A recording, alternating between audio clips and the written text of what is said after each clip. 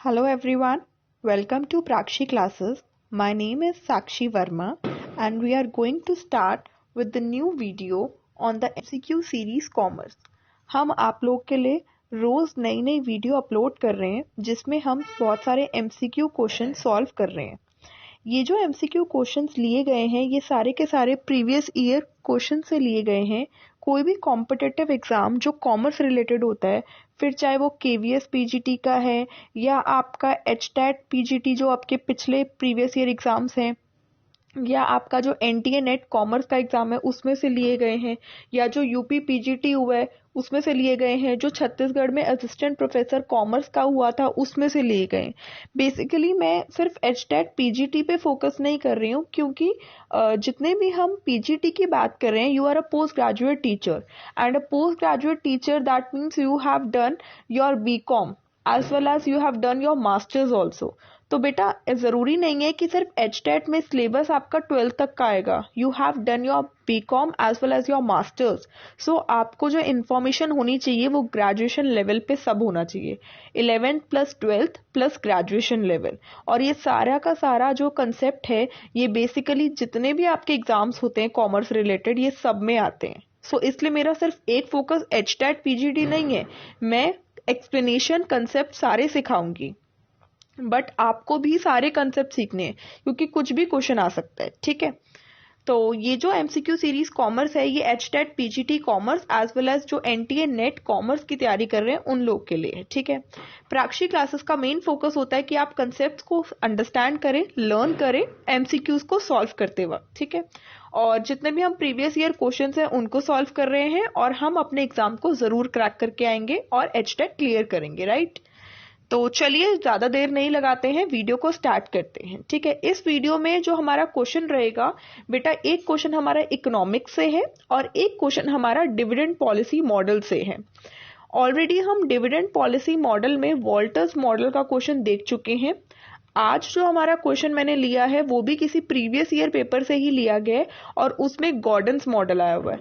आप समझ रहे हैं टॉपिक कितना इंपॉर्टेंट है फाइनेंशियल मैनेजमेंट का। डिविडेंड पॉलिसी मॉडल्स ये मत करना कि भूल गए या पढ़ा नहीं, ये टॉपिक मोस्ट इंपॉर्टेंट टॉपिक है। मैं दोबारा बोल रही हूँ, डिविडेंड जो पॉलिसी मॉडल है, डिविडेंड पॉलिसी मॉडल किसका, जो फाइनेंशियल मैनेजमेंट के अंडर आता है, ये जरूर पढ़ के जाना है टॉपिक। इसमें वॉल्टर्स मॉडल, गॉर्डन्स मॉडल और residual theory model and MM model, these 4 models are very much important for this paper. ठीक है, तो चलिए स्टार्ट करते हैं अपने इस वीडियो के साथ।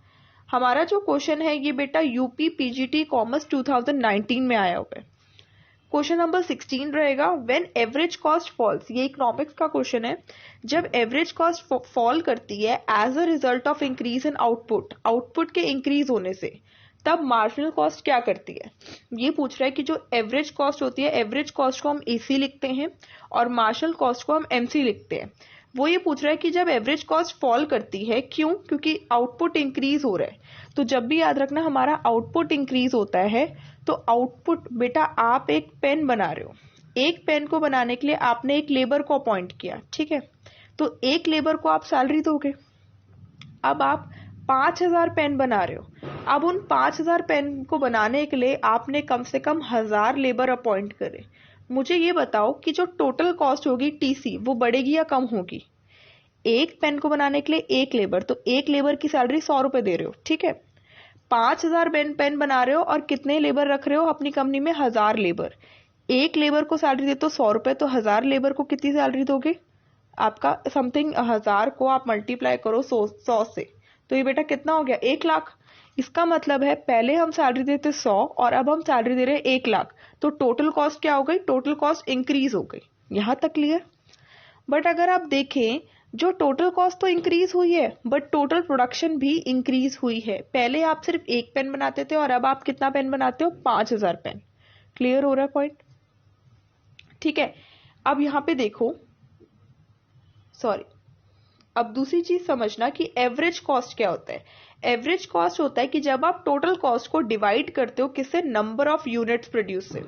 बेटा एवरेज कॉस्ट, जब टोटल कॉस्ट थी 100 रुपए देते थे एक लेबर को और एक पेन बनाते थे, दैट मीन्स एक पेन को बनाने के लिए 100 रुपए लगते थे।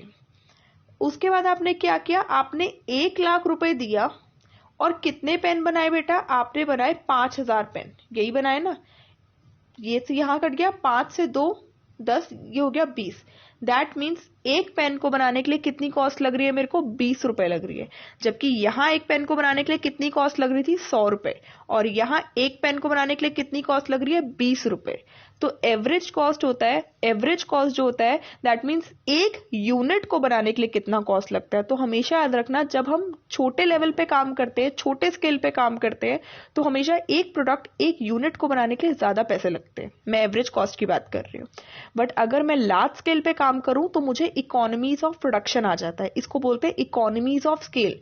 मुझे फायदा मिल जाता है जब मैं ज्यादा स्केल या ज्यादा यूनिट्स प्रोड्यूस करूंगी, तो मेरी जो टोटल कॉस्ट है वो तो बढ़ती है। टोटल कॉस्ट क्या थी बेटा, पहले एक पेन को बनाने के लिए 100 रुपए लग रहे थे और अब 5,000 पेन को बनाने के लिए 1,00,000 रुपए लग रहे हैं। तो टोटल कॉस्ट तो बढ़ती है, but average cost that means एक यूनिट, सिंगल यूनिट को बनाने के लिए जो कॉस्ट 100 रुपए लग रही थी, आज वो सिर्फ 20 रुपए लग रही है। तो मुझे इकोनॉमीज ऑफ स्केल का फायदा हो जाता है।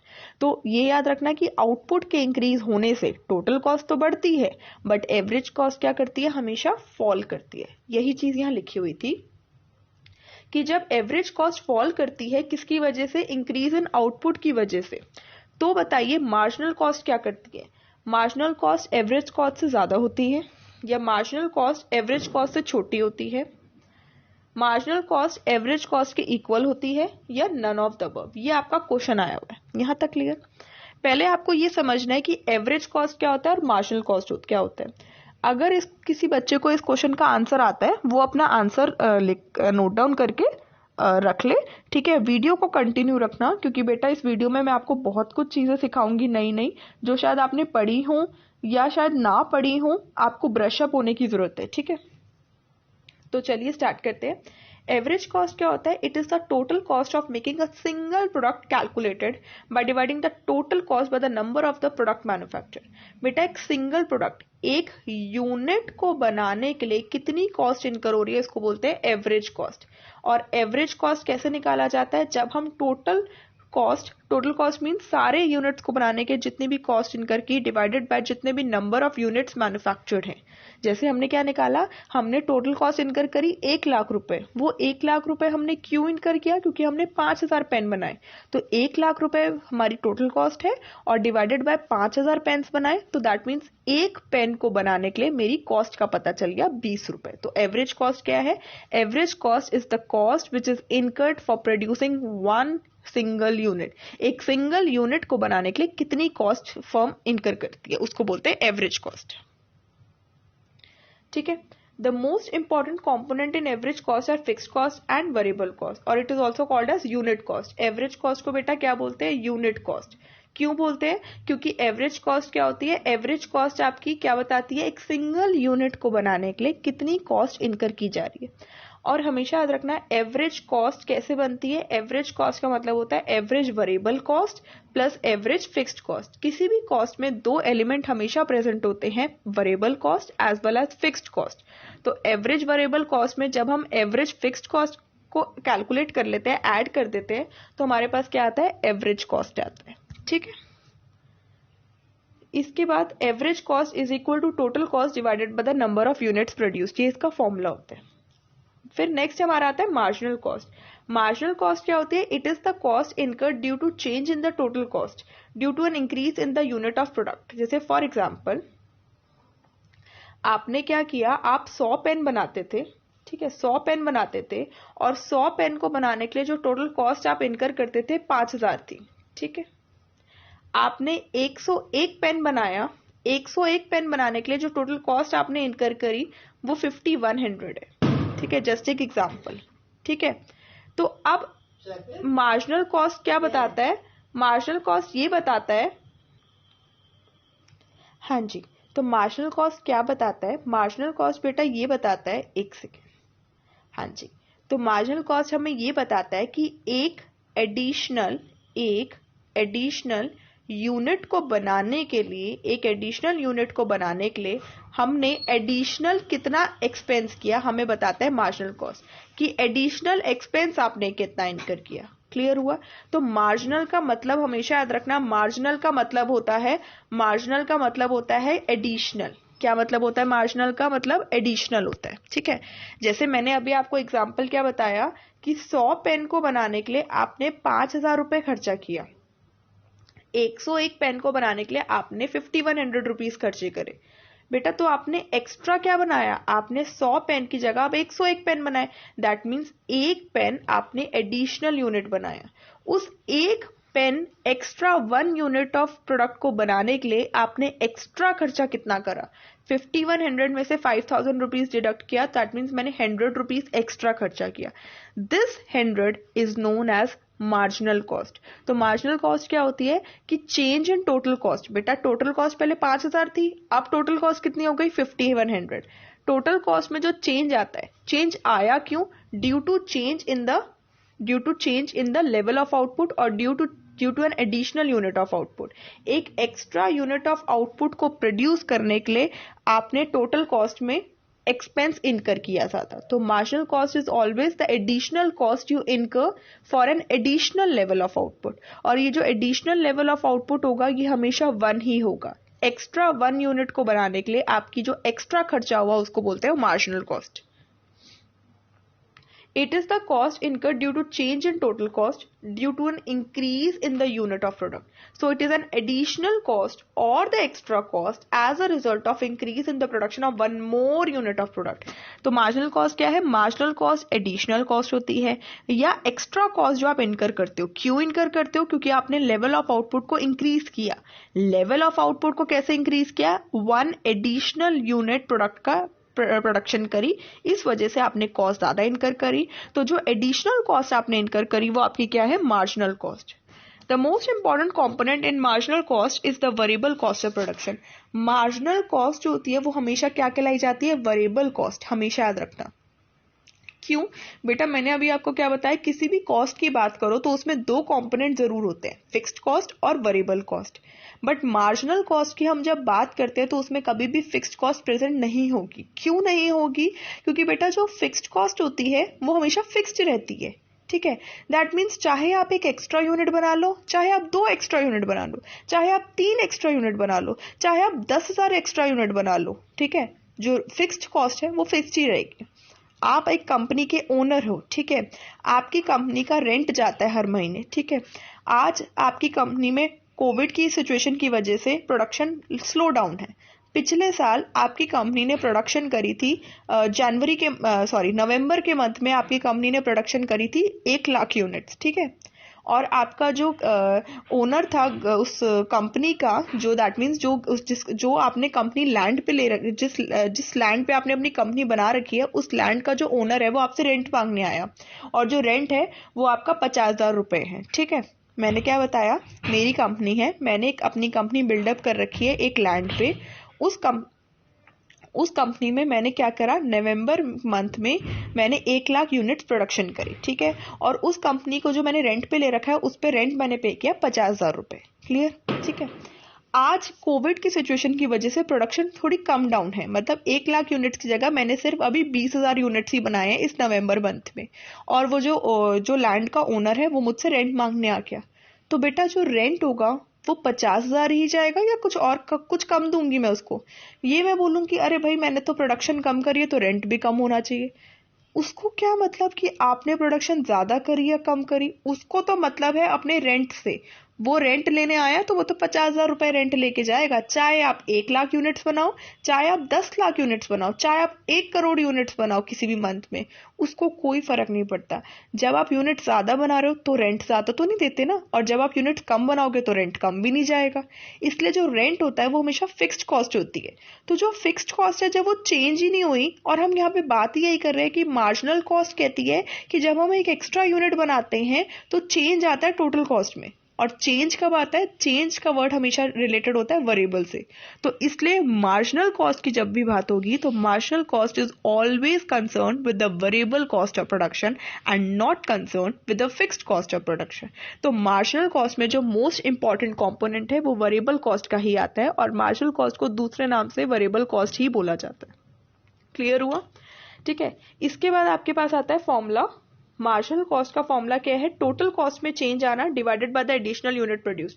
टोटल कॉस्ट में कैसे चेंज निकाला था हमने बेटा, 5100 में से जब मैंने 5000 को माइनस कर दिया था, ये मेरी क्या आ गई, 100 रुपए मेरी चेंज आ गई टोटल कॉस्ट में। इसको डिवाइड कर देना किससे, नंबर ऑफ यूनिट्स जो एडिशनल मैंने प्रोड्यूस करे। 100 पेन थे, 101 पेन बनाया था, तो 100 में से 100 गिर गया तो 1, तो नीचे हमेशा याद रखना कि नीचे 1 ही आएगा। क्यों नीचे 1 आएगा, क्योंकि मार्जिनल हमेशा ये कहता है कि टोटल कॉस्ट में चेंज आ रहा है, क्योंकि हम एक एडिशनल यूनिट ऑफ प्रोडक्ट बना रहे हैं। एक एडिशनल खाली नहीं बोलता, एक एडिशनल, कि एक एक्स्ट्रा यूनिट को बनाने के लिए कितना चेंज आता है टोटल कॉस्ट में, तो नीचे हमेशा 1 ही आएगा। ठीक है, तो ये मैंने आपको समझाया कि एवरेज कॉस्ट क्या होता है और मार्जिनल कॉस्ट क्या होता है। इसमें अगर आप ये देखो कि डेफिनेशन तो बेटा गूगल से भी आपको मिल जाएगी, पर उस डेफिनेशन से और कितने कंसेप्ट्स निकल के आए, ये कंसेप्ट आपको एक टीचर ही एक्सप्लेन कर सकती है। इसलिए आप लोगों से बोलती हूँ कि आप लोग वीडियोस को चला कर रखा करो, वीडियोस में सुना करो कि क्या बोल रही हूँ,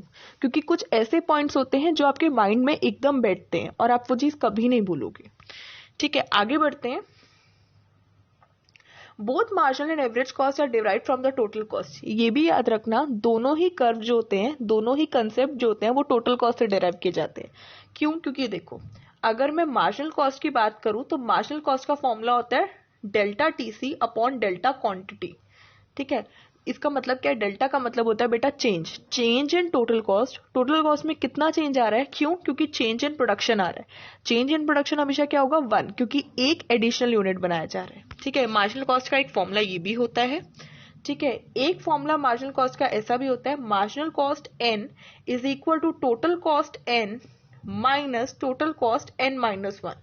अब ये फॉर्मूला क्या है, ये फॉर्मूला ये है कि बेटा अगर मुझे n मानना है 5th लेवल ऑफ आउटपुट, ठीक है, मेरे को MC निकालना है 5th का, दैट मीन्स मार्जिनल कॉस्ट मुझे 5th लेवल ऑफ प्रोडक्ट की निकालनी है या 5वें प्रोडक्ट की निकालनी है। तो टोटल कॉस्ट जो मैंने 5वें प्रोडक्ट की इनकर करी माइनस जो मैंने टोटल कॉस्ट 4थे प्रोडक्ट की इनकर करी, n माइनस 1, 5 में से 1 गया। दैट मीन्स मान लो ये 4 यूनिट्स बनाए मैंने प्रोडक्ट के और एक 5 यूनिट्स बनाए। ठीक है, और मुझे 5 यूनिट का MC निकालना है, तो 5th यूनिट की जो टोटल कॉस्ट इनकर करी होगी उसमें से मैं 4th यूनिट की टोटल कॉस्ट को माइनस कर दूंगी, क्योंकि 4 से 5 जा रही हूँ, दैट मीन्स एक एक्स्ट्रा यूनिट बना रही हूँ, तो चेंज देखूंगी टोटल कॉस्ट में। तो इसलिए marginal cost of n is equal to total cost n minus TC n minus 1। ये भी मार्जिनल कॉस्ट का फॉर्मूला होता है। तो बेसिकली मार्जिनल कॉस्ट को निकालने के लिए टीसी की हेल्प करी, इसलिए इसने बोला कि मार्जिनल कॉस्ट का जो कंसेप्ट होता है वो डिराइव्ड होता है टीसी से। सिमिलरली एसी का फॉर्मूला क्या होता है, TC upon number of units produced, या क्यू ऐसे भी लिख सकते हो। तो एसी को निकालने के लिए भी टीसी की जरूरत है। तो दोनों ही कर्व याद रखना, या दोनों ही कंसेप्ट कहां से डिराइव होते हैं, टीसी से। They bear unique relationship. The relationship between AC and MC may be stated as under. और इन दोनों के बीच में एक यूनिक सा रिलेशन होता है। क्या क्या रिलेशन होता है, When AC falls with the increase in output, MC is lower than AC. जब एवरेज कॉस्ट फॉल कर रहा होता है किसकी वजह से, आउटपुट के बढ़ने की वजह से। जब AC फॉल करता है तो हमेशा याद रखना MC भी फॉल करता है, बट MC इस तरह से फॉल करेगा कि ये ज्यादा फॉल दिखे और ये कम फॉल दिखे। इसका मतलब है कोई चीज ज्यादा तरीके से फॉल कर रही है तो बेटा वो कम होगी, छोटी जाती जाएगी। तो याद रखना कि जब AC फॉल करता है, एरोस याद रखना डायग्राम, जब AC फॉल करता है तो MC भी फॉल करता है, बट वो ऐसे फॉल करता है कि MC जो हो जाता है वो छोटा हो जाता है AC से, तो MC is lower than AC। That means MC ज्यादा से फॉल करता है, ज्यादा स्पीड से फॉल करता है। ठीक है, that is MC curve lies below the AC curve. और MC इतनी स्पीड से फॉल करता है कि MC क्या हो जाता है, नीचे आ जाता है किसके, AC कर्व से। तो MC कर्व कहां लाया करता है, below the AC curve. However it is not necessary that MC should fall throughout the stage. Actually MC rises earlier than AC, but जरूरी नहीं है कि जब तक AC गिरता रहेगा तो MC भी गिरता रहेगा, ये याद रखना।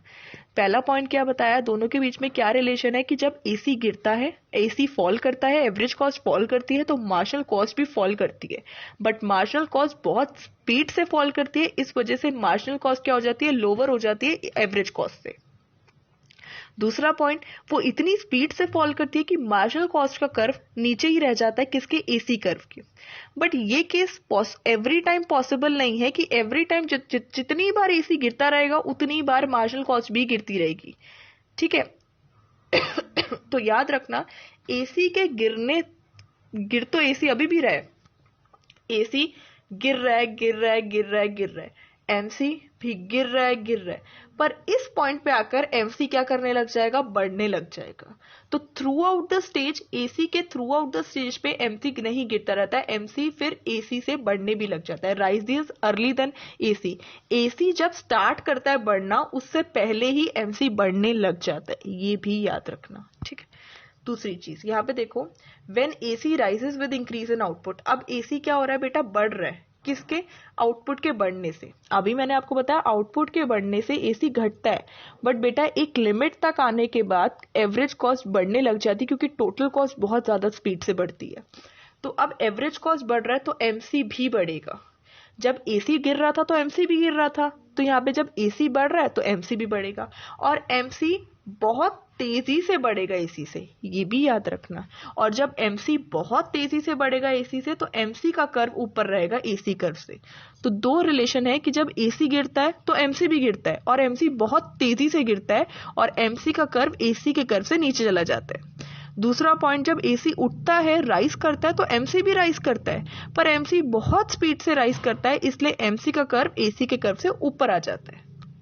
दोनों के केस में एमसी गिरेगा तो बहुत तेजी से गिरेगा, एमसी उठेगा राइज करेगा तो बहुत तेजी से राइज करेगा, ये रिलेशनशिप है। आगे, एमसी इंटरसेक्ट करता है एसी को उसके मिनिमम पॉइंट पे, किसके मिनिमम पॉइंट पे, एट इट्स मिनिमम पॉइंट, बेटा उसके खुद के मिनिमम पॉइंट पे।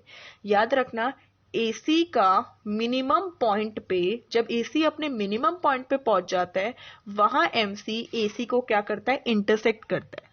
और जहां पर भी कोई चीज, दो कर्व या दो चीजें इंटरसेक्ट करती है, इसका मतलब वो एक दूसरे को उस पॉइंट पे टच कर रही है। और जब कोई भी चीज एक दूसरे को एक पॉइंट पे टच कर रही है, इसका मतलब वो वहां पे क्या है, इक्वल। तो अगर इस क्वेश्चन से, इस पॉइंट से मैं क्वेश्चन बनाना चाहूं तो मैं आपसे ये पूछूंगी कि एमसी एसी के इक्वल कब होता है। एमसी एसी के इक्वल तब होता है जब एमसी एसी को उसके मिनिमम पॉइंट पे काटता है। दैट मीन्स किसके मिनिमम पॉइंट पे, एसी के मिनिमम पॉइंट पे एमसी और एसी क्या होते हैं, इक्वल होते हैं, क्योंकि एसी के मिनिमम पॉइंट पे एमसी एसी को इंटरसेक्ट करता है, काटता है, और जिस भी पॉइंट पे वो काटता है उस पॉइंट पे वो दोनों इक्वल होते हैं। तो दोबारा बोल रही हूं, एमसी एसी के इक्वल होता है कहां पे, जहां पे एसी अपने मिनिमम पॉइंट पे पहुंच जाता है। एसी के मिनिमम पॉइंट पे एमसी उसको काटता है और उसी पॉइंट पे वो दोनों इक्वल होते हैं। तो मैंने आपको 3 रिलेशनशिप्स पढ़ाए, किसके 3 रिलेशंस पढ़ाए, एमसी और एसी के 3 रिलेशंस पढ़ाए। ये 3 रिलेशंस मोस्ट इंपॉर्टेंट है। मैंने 3 स्टार्स इसलिए लगाए क्योंकि इनमें से कोई ना कोई क्वेश्चन जरूर आएगा आप लोग के पेपर में, किसी भी रिलेशन को आपको एक्सप्रेस करने आ सकता है। तो पहला पॉइंट क्या है, दोबारा बता रही हूँ, रिवाइज कर ले, लिख लो, जिस भी पॉइंट कॉपी में पॉइंट्स बना रहे हो, दोबारा बता रही हूँ।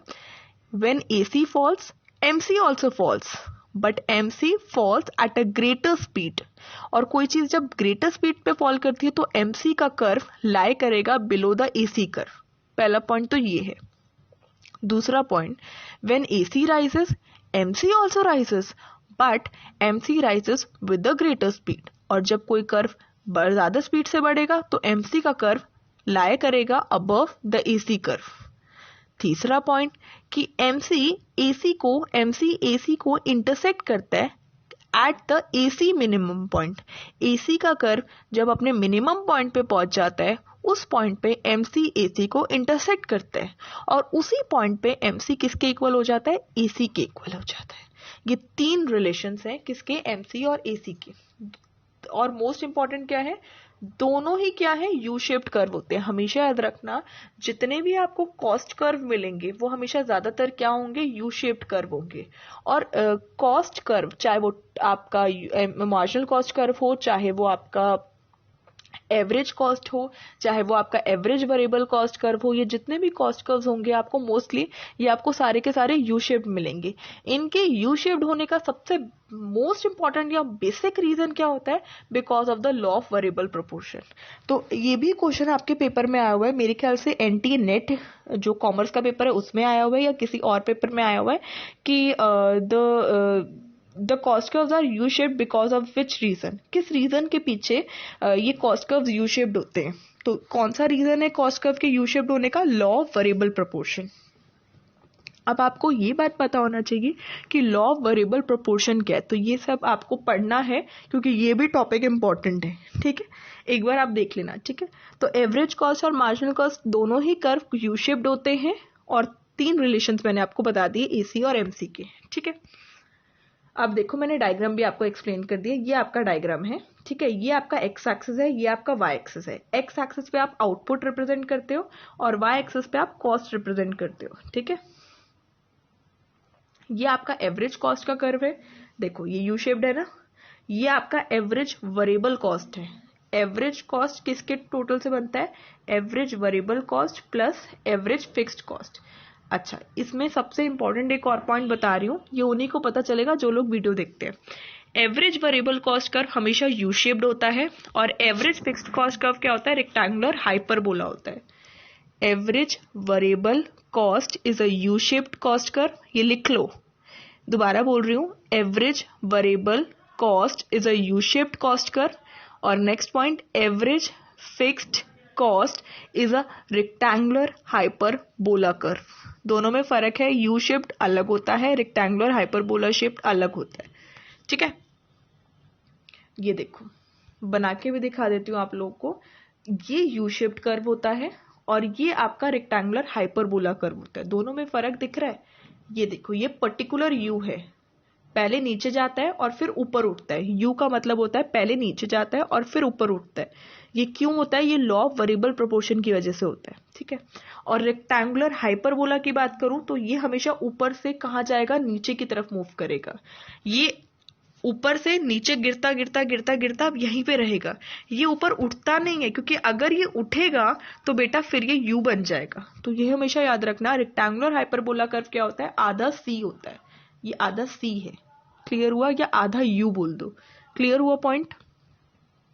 तो average variable cost is a U shaped curve and average fixed cost is a rectangular hyperbola curve, ठीक है।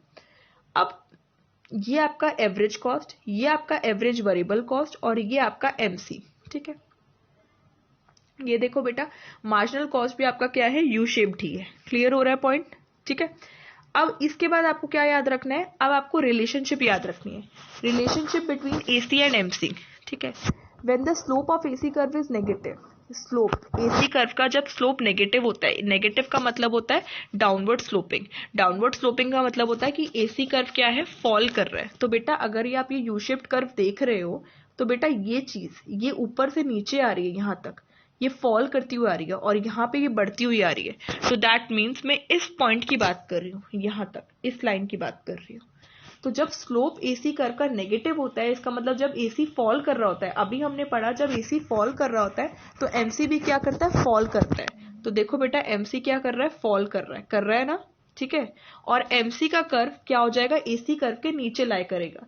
बेटा एसी का कर्व ऊपर है और एमसी का कर्व नीचे लाई कर रहा है, हो गई ना ये बात प्रूफ, ठीक है। तो पहला रिलेशन क्या याद रखना है? पहला रिलेशन याद रखना है कि जब एसी का कर्व का स्लोप डाउनवर्ड स्लोपिंग होगा, दैट मीन्स ऊपर से नीचे फॉल करता हुआ आ रहा होगा। जब एसी फॉल कर रहा है तो एमसी भी फॉल कर रहा है, बट एमसी ज्यादा स्पीड से फॉल करता है, इसलिए एमसी का कर्व नीचे रहता है एसी के कर्व से। दूसरा पॉइंट, जब एसी का कर्व का स्लोप पॉजिटिव हो जाता है, इसका मतलब स्लोप पॉजिटिव का मतलब है जब एसी बढ़ने लग जाता है। बेटा देखो यहाँ पे एसी बढ़ रहा है ना, तो एमसी भी क्या होगा? बढ़ेगा। तो बेटा एमसी भी बढ़ रहा है, देखो ऊपर की तरफ मूव कर रहा है, बट एमसी बहुत तेजी से बढ़ता है, इसलिए एमसी का कर्व ऊपर लाई करता है किसके, एसी के कर्व से। अब अगर आप देखो एमसी का कर्व ऊपर लाई कर रहा है और एसी का कर्व नीचे लाई कर रहा है, ये एमसी का कर्व है और उसके बाद पीछे एसी का कर्व आ रहा है, तो इसलिए MC will be greater than AC and lies above it. तो जब एसी बढ़ता है तो एमसी भी बढ़ता है, और एमसी ज्यादा स्पीड से बढ़ता है, इसलिए एमसी ऊपर लाई करेगा किसके, एसी कर्व से। और when the slope of AC is equal to zero, slope AC का इक्वल टू जीरो का मतलब है जब एसी अपने मिनिमम पॉइंट पे पहुंच जाता है, जब वो क्या हो जाता है, स्टेबल हो जाता है। और कोई भी कर्व जब अपने मिनिमम पॉइंट पे पहुंचता है, तो अगर वो कर्व यू शेप्ड बना रहा है, तो दिस यू, ये जो कलर कर रही हूं ना, इसको बोलते हैं मिनिमम पॉइंट। मिनिमम पॉइंट का मतलब होता है वो स्टेबल हो गया, ना तो फॉल कर रहा है ना बढ़ रहा है। और हमेशा याद रखना, मिनिमम पॉइंट के बाद पहुंचने के बाद हमेशा एक कर्व बढ़ने लग जाता है, ये चीज याद रखना। और अगर मैं मैक्सिमम पॉइंट की बात करूं तो ऐसे कर्व बनते हैं, मैक्सिमम हमेशा ऊपर लाई करता है यू, और मिनिमम हमेशा नीचे वाला यू पार्ट होता है, ये चीज याद रखना। और मैक्सिमम के पहुंचने के बाद हमेशा कर्व फॉल करता है। तो जस्ट एक ऑपोजिट है कि जो कॉस्ट कर्व्स होते हैं वो हमेशा यू शेप्ड होते हैं, और जो यू बनता है, जो नॉर्मल वाला इंग्लिश अल्फाबेट वाला यू बनता है, जो नीचे उनका यू पार्ट होता है ये वाला, वो स्टेबल पार्ट होता है और उसको बोलते हैं मिनिमम पॉइंट। और मिनिमम पॉइंट के पहुंचने के बाद हमेशा यू क्या होता है, बढ़ता है ऊपर की तरफ। और जितने भी प्रोडक्शन कर्व्स होते हैं, जो टीपी, एमपी, एपी, ये याद रखना, जितने भी प्रोडक्शन कर्व्स होते हैं वो हमेशा उल्टा यू बनता है, वो अपने मैक्सिमम पॉइंट पे पहुंचते हैं, और मैक्सिमम पॉइंट के पहुंचने के बाद हमेशा कर्व्स फॉल करते हैं। तो दो चीजें सिखाई, कॉस्ट कर्व्स यू शेप्ड होते हैं, और यू का मतलब होता है पहले फॉलिंग और उसके बाद राइजिंग। तो फॉलिंग करते करते वो अपने मिनिमम पॉइंट पे पहुंच जाते हैं, अपने स्टेबल पॉइंट पे पहुंच जाते हैं। और जितने भी कॉस्ट कर्व्स होते हैं, जब वो मिनिमम पॉइंट पे पहुंच जाते हैं तो उसके बाद वो हमेशा राइज करेंगे। जितने भी प्रोडक्शन कर्व्स होते हैं वो हमेशा उल्टे यू शेप बनाए जाते हैं, वो मैक्सिमम पॉइंट पे पहुंचते हैं, और मैक्सिमम पॉइंट पहुंचने के बाद वो हमेशा फॉल करेंगे। ये चीजें याद रखना। और मिनिमम पॉइंट पे जो होता है वो हमेशा स्लोप क्या होता है, जीरो के इक्वल होता है, क्योंकि अब वो स्टेबल है ना। स्लोप का मतलब क्या होता है, ढलान, चेंज। तो जो चीज स्टेबल है वो ढलान ही नहीं है, चेंज ही नहीं है, तो उसका मतलब स्लोप क्या है, zero. That means AC minimum है। तो ये आपका एसी मिनिमम है। जब एसी आपका मिनिमम होता है तो एमसी एसी को क्या करता है बेटा, काटता है। तो काट कहाँ रहा है, ये वाले जो मैंने जिसको डाकन किया। और जब एमसी एसी को काटता है किसके, एसी के मिनिमम पॉइंट पे, तो एमसी क्या बन जाता है, एमसी बन जाता है इक्वल टू एसी। बेटा ये मैंने एसी का कर्व बनाया, ये इसका ये वाला मिनिमम पॉइंट है, ये एमसी आ रहा है, इसको काट रहा है। तो यहाँ पे जब उसने काटा तो वो दोनों क्या हो गए, इक्वल। कौन इक्वल हो गए, एमसी और एसी। और एमसी एसी को काटता कहाँ है, एसी के मिनिमम पॉइंट पे। ये देखो ये एसी का मिनिमम पॉइंट है। क्लियर हुआ। अच्छा, एक और चीज बताती हूँ जो इंपॉर्टेंट है। अगर आपसे पूछा जाए कि एमसी का मिनिमम पॉइंट पहले आता है या एसी का मिनिमम पॉइंट पहले आता है, ये बताओ बेटा। अगर आप इस डायग्राम से देखो, जब एसी घट रहा है, फॉल कर रहा है, तो एमसी भी फॉल कर रहा है। एसी अभी भी फॉल कर रहा है, और एमसी अपने मिनिमम पॉइंट पे पहुंचने के बाद बढ़ने भी लग गए, तब तक एसी फॉल कर रहा है। इसका मतलब एमसी का मिनिमम पॉइंट पहले आता है। ये देखो, दोबारा एक्सप्लेन कर रही हूँ। एमसी जो बनाया गया वो ऐसे बनाया गया, राइट। एमसी फॉल कर रहा है, ये बन गया इसका यू शेप्ड, ये इसका मिनिमम पॉइंट, और वो बढ़ने लग गया। अगर मैं एसी बनाऊं, एसी बेटा अभी भी फॉल कर रहा है, अभी भी फॉल कर रहा है, अभी भी फॉल कर रहा है। ये यहाँ पे मिनिमम हुआ है, मिनिमम होके एमसी उसको काट रहा है और फिर वो बढ़ने लगा। इसका मतलब पहले एमसी का मिनिमम पॉइंट आया या एसी का मिनिमम पॉइंट आया, एमसी का मिनिमम पॉइंट आया। मिनिमम पॉइंट का मतलब होता है एक कर्व फॉल करता है, उसका मिनिमम पॉइंट आ गया और वो बढ़ने लग जाता है। जब एसी फॉल कर रहा है तो एमसी भी फॉल कर रहा है। अभी एसी अभी भी फॉल कर रहा है, दैट मीन्स वो अपने मिनिमम पॉइंट पे नहीं पहुंचा, वो अभी भी फॉल कर रहा है। बट एमसी अपने मिनिमम पॉइंट पे पहुंचने के बाद वो बढ़ने लग गया, और एसी तब भी फॉल कर रहा है। और एमसी ऐसा क्यों करता है, क्योंकि जब तक एमसी अपने मिनिमम पॉइंट को क्रॉस नहीं करेगा, बढ़ेगा नहीं, तो एसी के मिनिमम पॉइंट पे कैसे पहुंचेगा। तो एसी अपने मिनिमम पॉइंट पे जैसे ही पहुंचता है, तब तक एमसी फॉल करके अपने मिनिमम पॉइंट पे पहुंचकर बढ़ने भी लग जाता है, ये याद रखना। तो एमसी ज्यादा स्पीड से मूव करता है, एसी कछुए की स्पीड से मूव करता है, और एमसी रैबिट की स्पीड से मूव करता है। दोबारा बता रही हूँ, एसी फॉल कर रहा है, धीरे धीरे फॉल करते करते वो अपने मिनिमम पॉइंट पे पहुंच रहा है। जब तक एमसी अपना फॉल भी कर लेता है, मिनिमम पॉइंट पे भी पहुंच जाता है और बढ़ने भी लग जाता है। बढ़ते बढ़ते एसी को उसके मिनिमम पॉइंट पे काटता है, और उस टाइम पे एसी अपने मिनिमम पॉइंट पे आता है जिस टाइम पे वो उसको काटता है उसके मिनिमम पॉइंट पे। अब क्लियर हुआ। तो अब आपका क्वेश्चन क्या है, आपका क्वेश्चन ये था दोबारा से क्वेश्चन एक्सप्लेन कर रही हूँ। क्वेश्चन क्या था बेसिकली कि जब एसी फॉल करता है, ठीक है, तो बताइए एमसी क्या करेगा। बेटा जब एसी फॉल करता है तो एमसी भी फॉल करता है, बट एमसी बहुत स्पीड से फॉल करता है, और कोई चीज जब बहुत स्पीड से फॉल करती है वो उसका कर्व हमेशा नीचे लाया करेगा, किसके, एसी कर्व से। तो इसका मतलब यहाँ पे एमसी क्या हो जाएगा, लेस देन एवरेज कॉस्ट हो जाएगा। क्लियर हुआ। तो जब एवरेज कॉस्ट फॉल करती है तो एमसी भी फॉल करता है, एमसी ग्रेटर स्पीड से फॉल करता है, और जब कोई चीज ग्रेटर स्पीड से फॉल कर रही है तो उसका कर्व नीचे लाया करेगा और दूसरे वाले का कर्व ऊपर लाया करेगा। तो मार्जिनल कॉस्ट कहाँ लाया करेगी, less than average cost. Clear हुआ पॉइंट। इस क्वेश्चन का आंसर आपको क्लियर हुआ, कंसेप्ट समझ आया कि एवरेज कॉस्ट क्या होती है, मार्जिनल कॉस्ट क्या होती है, एवरेज कॉस्ट और मार्जिनल कॉस्ट कर्व के रिलेशंस क्या है, और इसका आपको डायग्राम पता होना चाहिए। क्लियर हुआ। अच्छा, इसी डायग्राम से एक और चीज आपको बताती हूँ जो आपको लिए बहुत इंपॉर्टेंट है। अगर आप ये देखें कि एवरेज कॉस्ट का मिनिमम पॉइंट ये रहा और एवरेज वेरिएबल कॉस्ट का मिनिमम पॉइंट ये रहा। बेटा ये देखो, ये आपका एवरेज वेरिएबल कॉस्ट है। बेटा ये यू शेप्ड है, मैंने आपको क्या बताया, जहां पे वो स्टेबल हो जाता है वो क्या हो जाता है, इसका मिनिमम पॉइंट, और यहाँ पे ये इसका मिनिमम पॉइंट है एवरेज कॉस्ट का। तो हमेशा याद रखना जो एवरेज वेरिएबल कॉस्ट है उसका मिनिमम पॉइंट पहले अराइज करता है और एवरेज कॉस्ट का मिनिमम पॉइंट बाद में अराइज करता है। मार्जिनल कॉस्ट का मिनिमम पॉइंट सबसे पहले अराइज करता है, उसके बाद एवरेज वेरिएबल कॉस्ट का मिनिमम पॉइंट अराइज करता है, और थर्ड एवरेज कॉस्ट का मिनिमम पॉइंट अराइज करता है। तो इस डायग्राम से आपको क्लियर हो जाएगा कि किसका मिनिमम पॉइंट पहले अराइज कर रहा है। जो ये लाइन जा रही है ना, डॉटेड लाइन, ये आपको अगर दिख रही हो, ये डॉटेड लाइन यही दिखा रही है कि ये मार्जिनल कॉस्ट का मिनिमम पॉइंट है, ये वाला ए पॉइंट।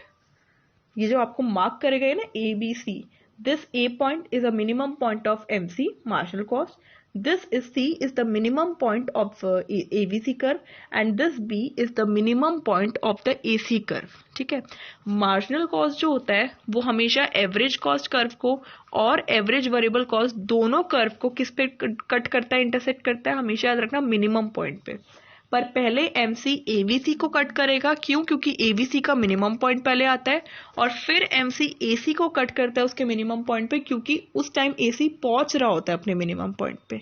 तो पहले एमसी का मिनिमम पॉइंट आ जाता है, एमसी के मिनिमम पॉइंट के आने के बाद एमसी बढ़ने लग जाता है, बढ़ते बढ़ते वो एवीसी के पास पहुंचता है, एवीसी अपने मिनिमम पॉइंट पे पहुंच जाता है और उसको काट देता है। उसके बाद तब तक एसी अपने मिनिमम पॉइंट पे पहुंच रहा होता है, वैसे एमसी बढ़ता है और एसी के मिनिमम पॉइंट पे आ जाता है, और वहां पे एसी भी वहीं पे होता है, और वहां पे वो उसको काटता है, और उसके बाद बहुत स्पीड से बढ़ जाता है और एसी कर्व से ऊपर लाई करता है। क्लियर हुआ पॉइंट। तो ये भी इंपॉर्टेंट पॉइंट है कि एवीसी का जो मिनिमम पॉइंट होता है वो लेफ्ट ऑफ द एसी के मिनिमम पॉइंट पे लाई करता है। ये भी पॉइंट आ सकता है कि एसी का जो मिनिमम पॉइंट है ये उसके लेफ्ट मतलब इस तरफ होता है ना लेफ्ट, उसके लेफ्ट में किसका पॉइंट लाई करता है, मिनिमम पॉइंट एवीसी का। ये चीज याद रखना है, ये एसी का मिनिमम पॉइंट है बी, और ये सी उसके लेफ्ट में आ रहा है। तो एवीसी का जो मिनिमम पॉइंट है वो एसी के लेफ्ट में लाई करता है। क्लियर हुआ पॉइंट। ठीक है। तो ये थोड़ा सा क्वेश्चन लेंदी था, बट इस क्वेश्चन में बहुत सारे आंसर्स छुपे हुए थे। Relation between AC MC, diagrammatic presentation, AVC का क्या लिंक है एमसी के साथ। तो AVC, AC and MC all these curves are U-shaped curve, बस इसमें एक ऐसा कर्व होता है AFC curve, average fixed cost curve, वो रेक्टेंगुलर हाइपरबोला कर्व होता है। क्लियर हुआ पॉइंट। और वो हमेशा ऊपर से नीचे डाउनवर्ड स्लोपिंग मूविंग में ही आएगा, डाउनवर्ड स्लोपिंग ही रहेगा, वो फॉल करता हुआ आएगा। क्लियर हुआ। ठीक है।